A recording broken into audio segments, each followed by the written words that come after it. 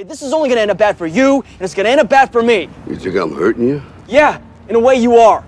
It's the last thing I ever wanted to do. I know that's not what you want to do, but that's just the way that it is. Don't you care what people think? Doesn't it bother you that people are making you out to be a joke and that I'm gonna be included in that? Do you think that's right? Do you?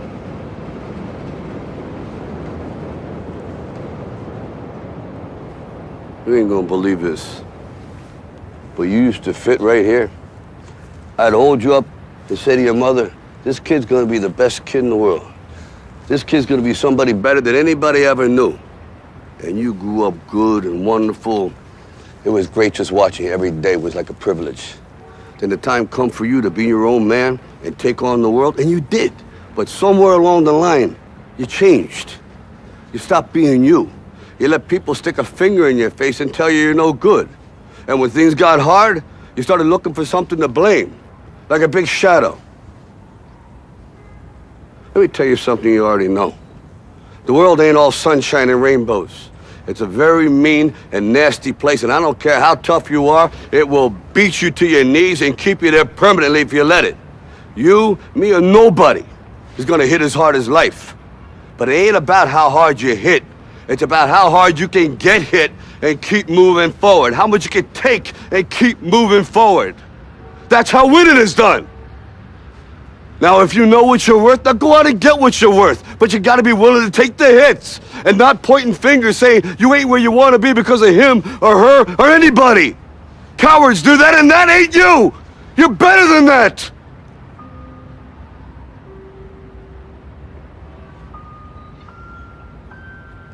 I'm always gonna love you no matter what. No matter what happens. You're my son, you're my blood.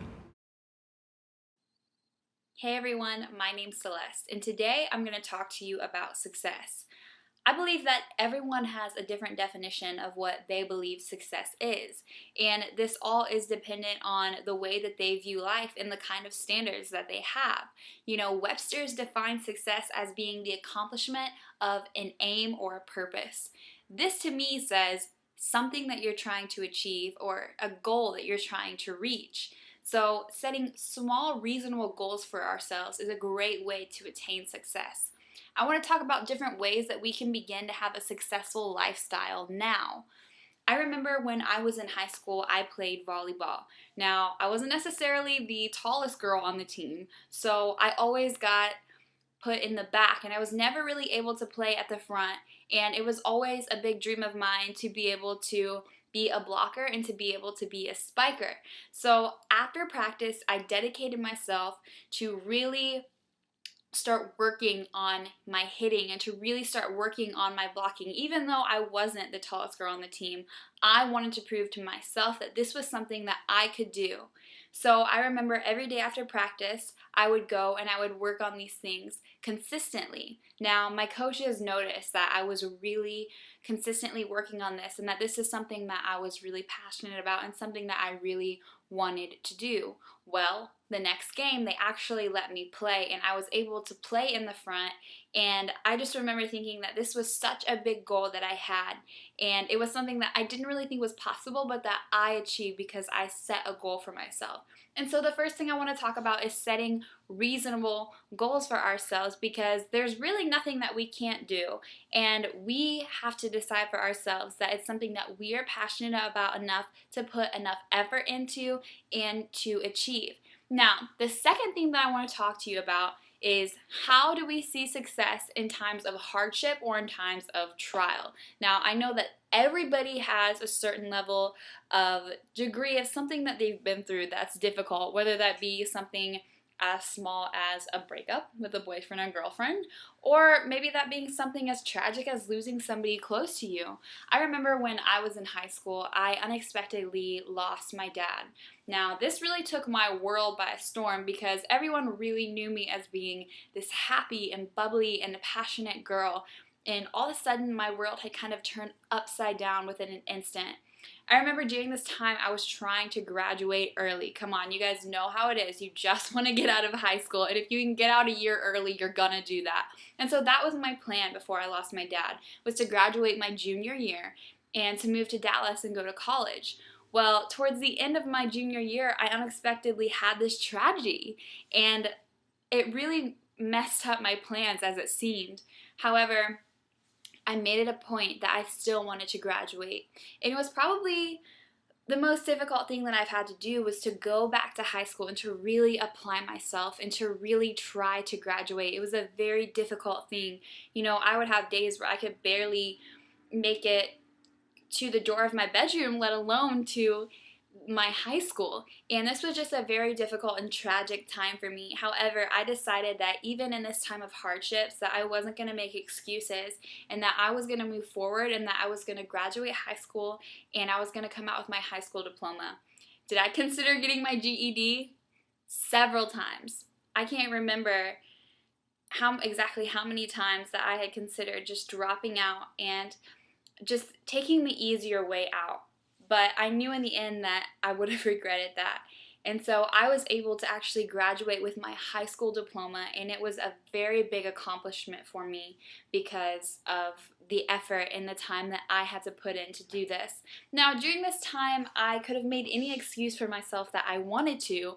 I could have said, well, I just lost my dad and I'm entitled to get my GED, and I just lost my dad, so it's okay for me to not be okay and to drop out of high school. However, I knew that in the long run that wasn't what was going to make me the most successful. I knew that in the long run that wasn't something that I would look back and that I would be proud of. And I knew that that would be a decision that I would have regretted. So I decided to soldier on and to get my high school degree. And you really can attain so much more than you think that you can when you're going through a difficult time. I remember during this time, I basically checked out of everything. I told myself that I would never be able to graduate high school.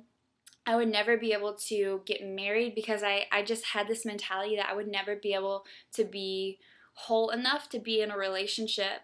And I really did receive a lot of healing through telling myself that I could do it, and every day I would get up and I would just believe in myself, and that would help me to push forward because I would see the big picture and not just where I was in the moment.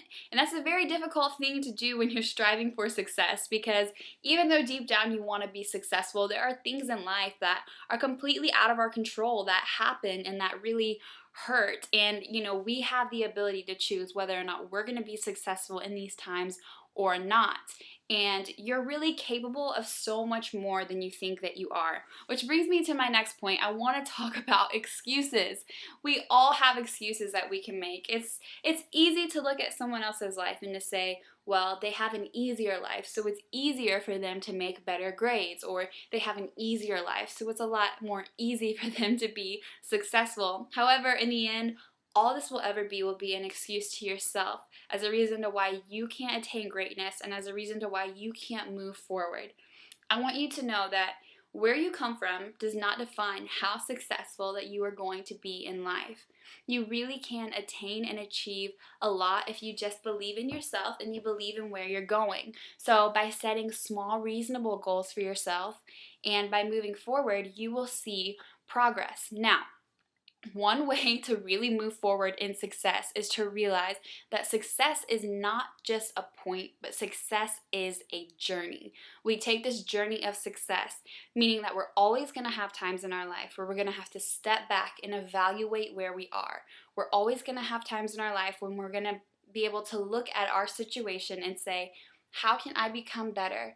How can I make my life more successful? We do this by setting small, reasonable goals for ourselves. Another way that we can be successful is just by simply realizing that there are areas in our life that we can work on. There are areas in our life where we can progress and where we can become greater. So what I really want you to understand today is that where you come from does not define how successful you will be in the future, and that it truly is in your hands to decide whether or not you are going to be responsible and take matters into your own hands to move forward and be successful. You are capable of so much more than you think that you really are, and there are great things in store for you if you will just step back and allow success to settle in. What is it that you can do to make yourself more successful? What is it that you can do to push yourself further in life? I wish you all the best, and I hope that this helped you in becoming successful.